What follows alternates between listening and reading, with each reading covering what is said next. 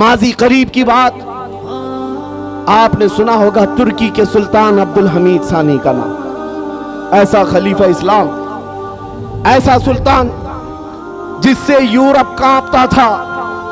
पूरे अब्दुल हमीद की जिंदगी में एक टुकड़ा बैतुल मुकद्दस के इर्द गिर्द मांगने के लिए यहूदियों की नाक रगड़ गई। उस खलीफा इस्लाम ने 1 इंच जमीन भी उनको नहीं दी थी। आपको पता है उसकी जिंदगी में कितने मंसूबे बनाए गए थे उन्हें कत्ल करने के, उनको खत्म करने के। खिलाफत उस्मानिया को तोड़ने के लिए मशरिक और मगरिब एक हो गए। लेकिन जानते हो वो रौब और दबदबा ऐसा था अब्दुल हमीद का, ऐसा था। फ्रांस ने एक मर्तबा हुजूर की गुस्ताखी पर मबनी फिल्म रिलीज करने का मंसूबा बनाया, एक फिल्म बनाना था। जैसे ही सुल्तान अब्दुल हमीद को यह खबर मिली, पैगाम सिर्फ इतना भेजा कि अरे फ्रांस के लोगों बाज आ जाओ, नबी पाक से हमारा ऐसा रूह का रिश्ता है, ऐसा ईमान का रिश्ता है कि हम में से कोई मुसलमान इस चीज को बर्दाश्त नहीं करेगा। अगर तुम इस फिल्म के रिलीज करने से बाज नहीं आओगे, खलीफा इस्लाम अब्दुल हमीद सानी ने कहा था पूरी दुनिया को लाकर मैं तुम्हारे सर पर फोड़ दूंगा। और ऐसा खौफ था, ऐसा डर था। फ्रांस ने उस वक्त जो अपना मंसूबा बंद किया तो आज तक वो फिल्म नहीं रिलीज कर सका।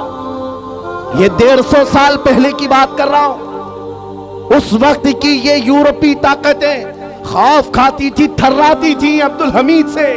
किस वजह से? अब्दुल हमीद की फौज बहुत बड़ी थी, अब्दुल हमीद का जहन बहुत बड़ा था।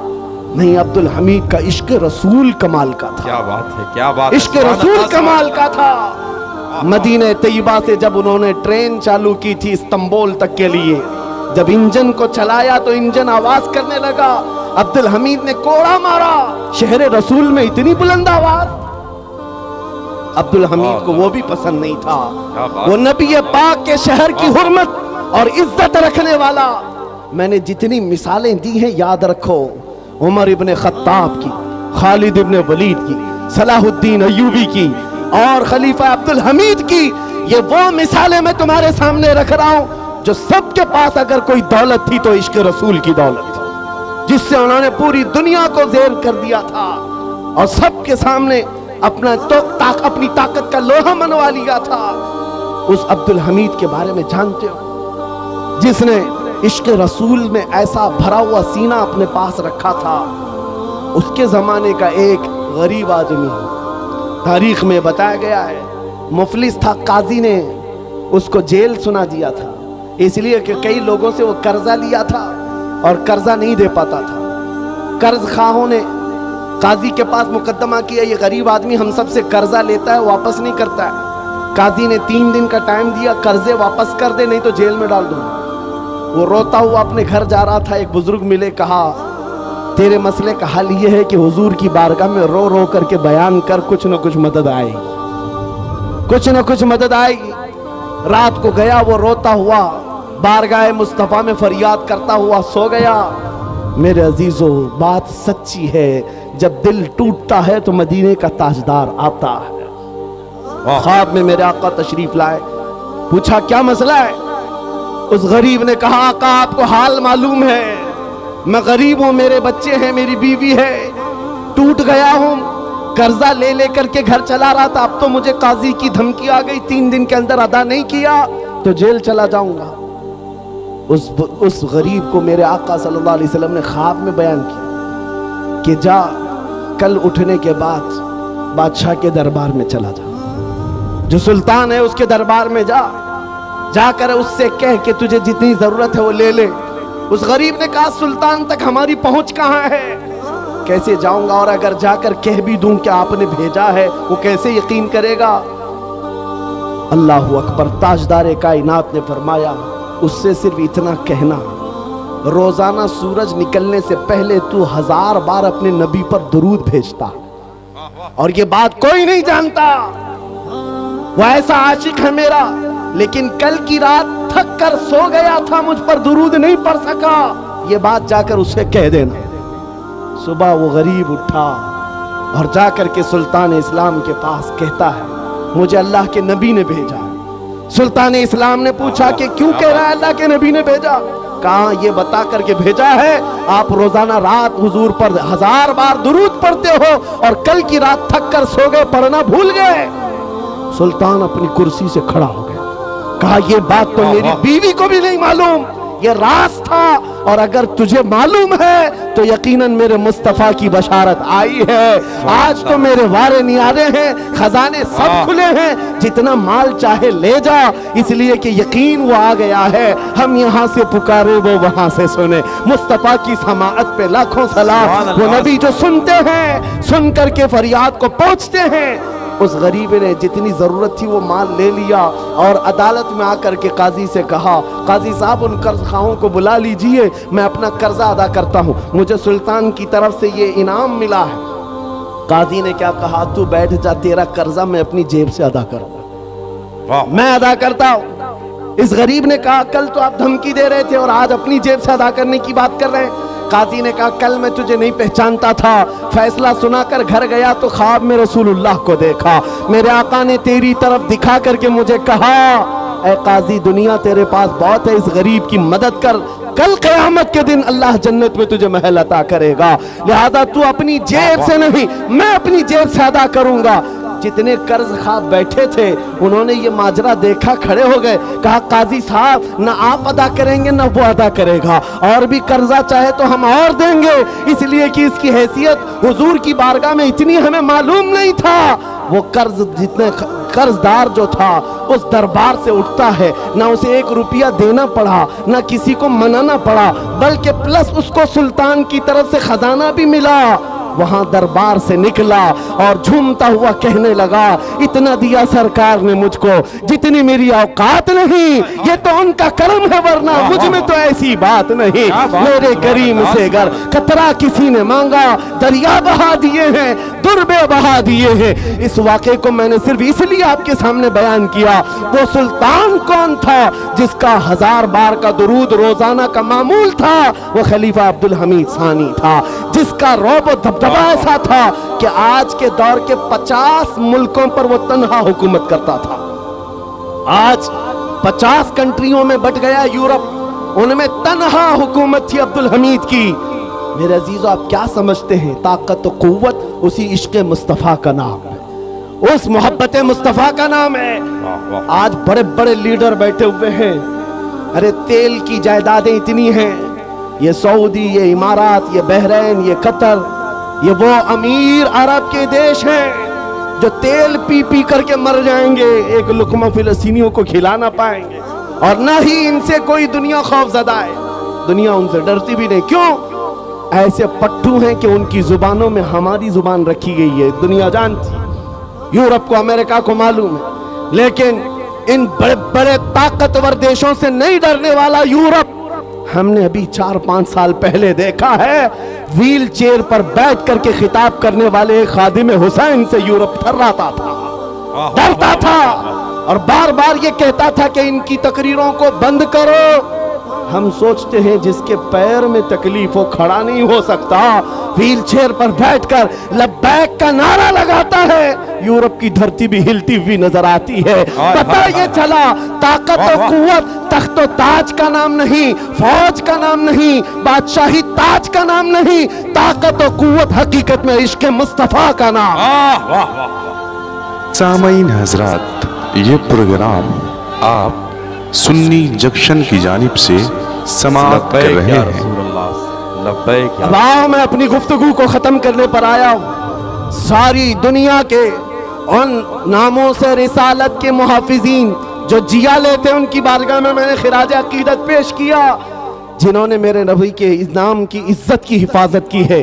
वो खा सैयदना उमर इब्न खत्ताब हो, सैयदना खालिद इब्न वलीद हो, सैयदना सलाहुद्दीन अय्यूबी हो, या सुल्तान अब्दुल हमीद सानी हो, या वो उन जर्नलों की बात मैं कर रहा हूँ जिनकी ताकत का लोहा पूरी दुनिया मानती थी, लेकिन उन सब के पास एक ही ताकत थी, वो इश्क रसूल की थी।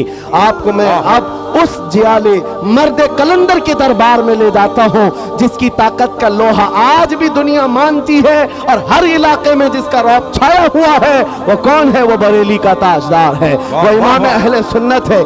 इसलिए कि दुनिया आज उनके नाम लेवाओं से डर रही है। ये बरेलवी है तो डर लग रहा है, इसलिए नहीं कि आतंकवादी है, इसलिए नहीं कि दहशतगर्द है, इसलिए कि इश्क रसूल में जब निकलता है तो काया पलट देता है, ज़ेर को ज़बर कर देता है, ज़बर को ज़ेर कर सकता है। उस आशिक रसूल के पैरोकारों से आज दुनिया लरज़ रही है, जिसने नबी करीम सल्लल्लाहु अलैहि वसल्लम की मोहब्बत को अपना जीना मरना बना लिया था, अपना ओढ़ना बिछोना बना लिया था।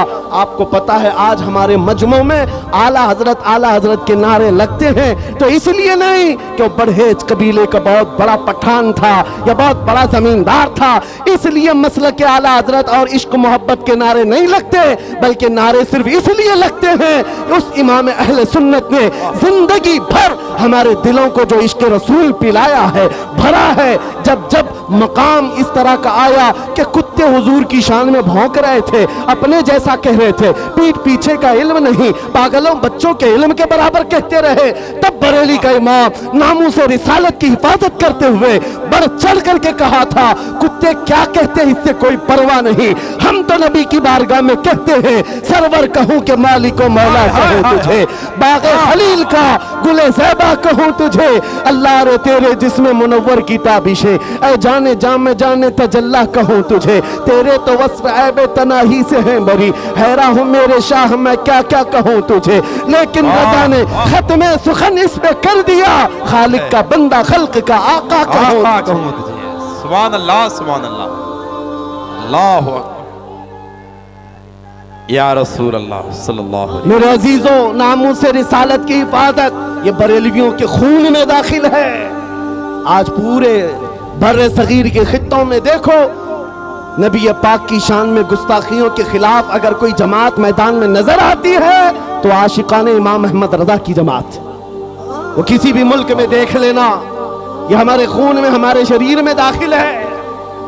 अजीजा ने गिरामी वकार, इस दौलत को हाथ से जाने ना देना।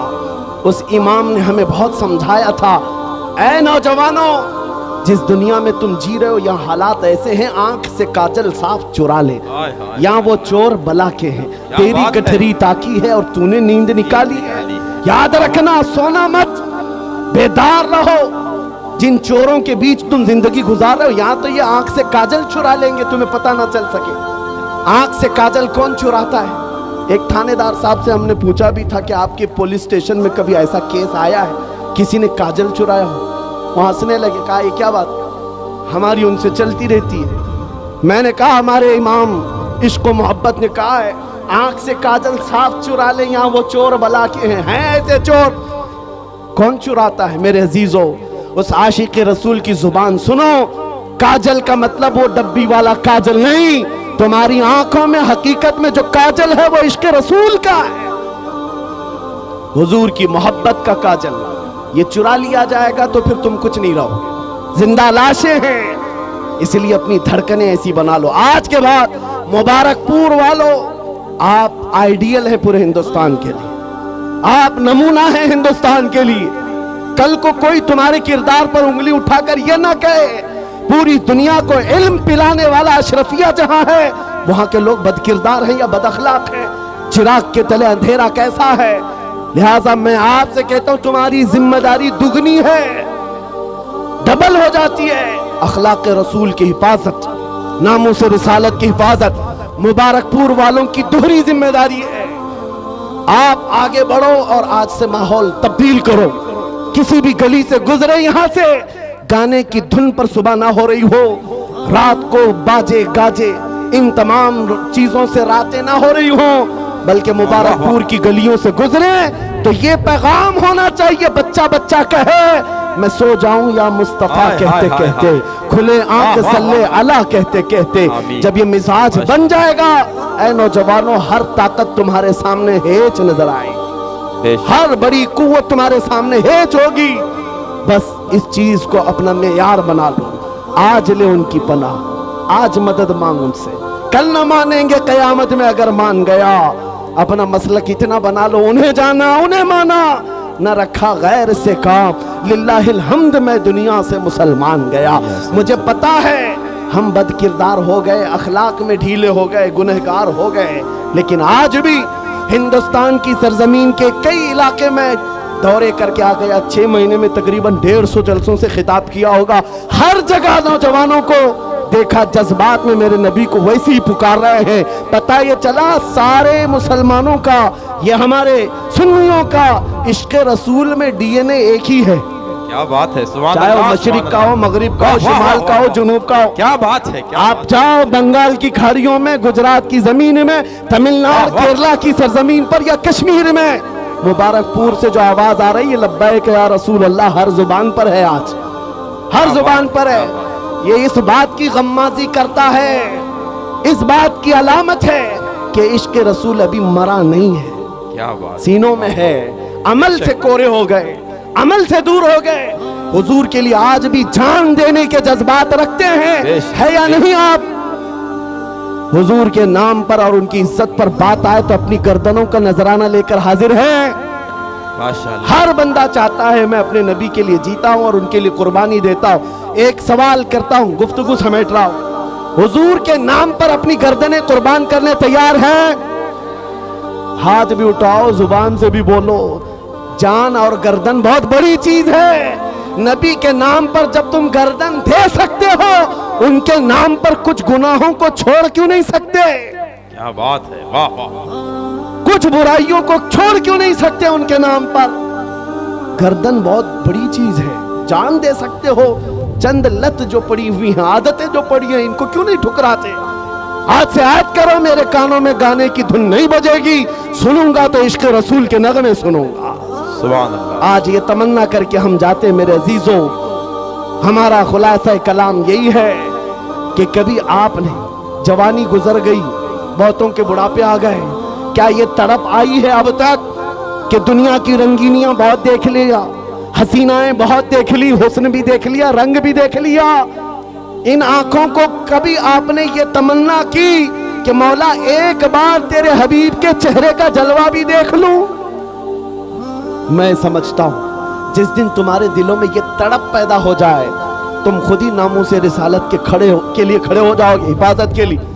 ना तुम्हें तकरीरों की जरूरत होगी, ना नसीहत की, तुम खुद ही अपना रास्ता तय कर लोगे। जिसके दिल की धड़कनें बढ़ जाएं, मुझे मेरे नबी को देखना है, तो वह बंदा हर घड़ी यही कहता रहता है, मेरे आका आओ कि मुद्दत हुई है तेरी राह में आँखियां बिछाते बिछाते, तेरी चाहतों में, तेरी हसरतों में बड़े दिन हो गए घर को सजाते सजाते। मेरे आका आओ कि मुद्दत हुई है, सुना है आप हर आशिक के घर तशरीफ लाते हैं, मेरे घर में भी हो जाए चरागा या रसूल अल्लाह, मेरे घर में भी हो जाए चरागा या रसूल अल्लाह। जिसके दिल की ये तड़प बढ़ जाती है, फिर उसका जीना बदल जाता है, उसकी जिंदगी के दस्तूर बदल जाते हैं। दीवाना दुनिया उसे कहती है, लेकिन दीवाना अपने दीवानगी में जिन मंजिलों को तय कर रहा होता है, वो दुनिया जानती ही नहीं। इसलिए तड़प पैदा करो, हमें अब जीना है तो कैसे जीना है बताता हूं, उस इमाम अहले सुन्नत के इस पैगाम के जरिए से बताता हूं कैसे जीना है। अब अपनी हवस पर नहीं जीना, अपनी मर्जी से नहीं जीना, अपने ख्वाहिशात की तकमील के लिए नहीं जीना, अपने नफ्स को पूरा करने के लिए नहीं जीना, मुझे जो चाहिए वो चाहिए, ये बातें नहीं, बल्कि अब जीना है तो यूं जियो। ताजदार मदीना को हाजिर और नाजिर जानते हो तो उस नबी की तरफ तवज्जो करके यूं कहो जो बरेली के आशिक ने हमें सिखाया है, या रसूल अल्लाह दहन में जुबान तुम्हारे लिए, बदन में है जान तुम्हारे लिए, हम आए यहाँ तुम्हारे लिए, उठे भी वहां तुम्हारे लिए, बने तो जहां और जमीन और जमा सब मेरे नबी के लिए है, तो जिंदगी भी सब नबी के लिए है। ये जीना सीख लो। धड़कनें जब तुम्हारी तेज हो जाएं, इश्क रसूल में ये वजीफा पढ़ते जाओ जो सरकार मुफ्ती आजम हिंद ने हमें सिखाया है। कुछ ऐसा कर दे मेरे किरदिगार आंखों में, हमेशा नक्श रहे रूए यार आंखों में, उन्हें न देखा तो किस काम की हैं ये आंखें कि देखने की है सारी बहार आंखों में। जिन्होंने ये तमन्ना की है, मेरे नबी ने उनको अपनी सखावत से अता भी किया है। जानते हो आप, जानते हो आज ये तमन्ना करना इसलिए मैं सिखा रहा हूँ, तुम्हारी आंखों को अगर हया मिल सकती है तो इस तमन्ना से मिलेगी।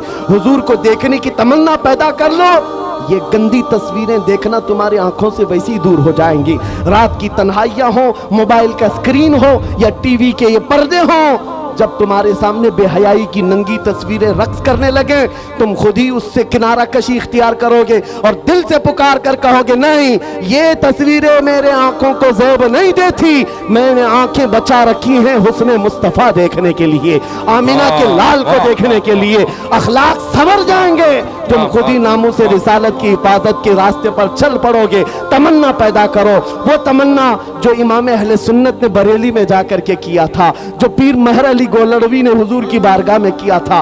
पाकिस्तान पंजाब के इलाके के पीर महर अली बारगाह मुस्तफ़ा में हाजिर हुए, यूँ कहा, या रसूल अल्लाह, एक बार मैं माथे की आंखों से आपको देखना चाहता हूँ। सुबह कहा, दोपहर में कहा, रात में कहा, तलब थी, कहते रहे, जियारत तो नहीं हुई। वहां फिर आपने ये कहा था, कितने महर अली कितनी तेरी सना, गुस्ताख आंखें कितनी जा अड़ियां। कहा, ए महर अली, तेरी आंखें कहाँ है और तूने क्या तलब कर ली, क्या तलब कर लिया? इतनी बड़ी चीज को देखने की बात की, कहां तेरी आंखें और कहां का मुतालबा? ये कहकर के नमनाक आंखों से गुजर गए थे।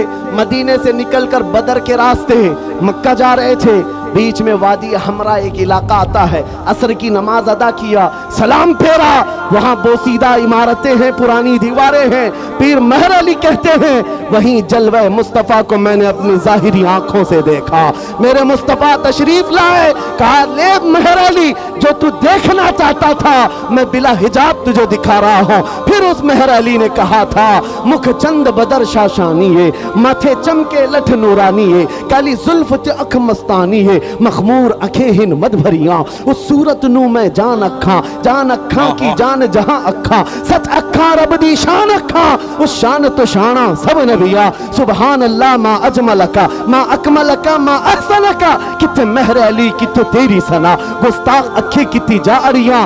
तलब किया, मेरे आका ने अता किया। बरेली के इमाम ने भी किया था, बारगाह मुस्तफ़ा में जाकर कहा था, या रसूल अल्लाह, आपको देखना चाहता हूँ, आपकी जियारत से मुशर्रफ होना चाहता हूँ। जब दिन भर जियारत न हुई, फिर बरेली के इमाम ने भी वही कहा था, कोई क्यों पूछे तेरी बात रजा, तुझसे कुत्ते हजार फिरते हैं। लेकिन जब ये आजिज़ी कमाल को पहुंची, फरमाते हैं, दिन के उजाले में मेरे आका सल्लल्लाहु अलैहि वसल्लम ने अपने दीदार से अहमद रजा को मुशर्रफ भी किया। फिर बरेली के इमाम ने कहा था, उस जलवे को देख करके कहा था, सबसे आला वो औला हमारा नबी, सबसे बाला वो वाला हमारा नबी, बुझ गई जिसके आगे सभी मशाले, शम्मा वो लेकर आया हमारा नबी। सारे ऊंचों में ऊंचा समझिए जिसे, है उस ऊंचे से ऊंचा हमारा नबी। सारे अच्छों से अच्छा समझिए जिसे, है उस अच्छे से अच्छा हमारा नबी। जिसके तलबों का धोवन है आबे हया, है वो जाने मसीहा हमारा नबी। खल्क से औलिया, औलिया से रसूल और रसूलों से आला हमारा नबी। आखिर में कहा, ऐ सुन्नियों, कौन देता है देने को मुंह चाहिए, देने वाला है सच्चा हमारा नबी।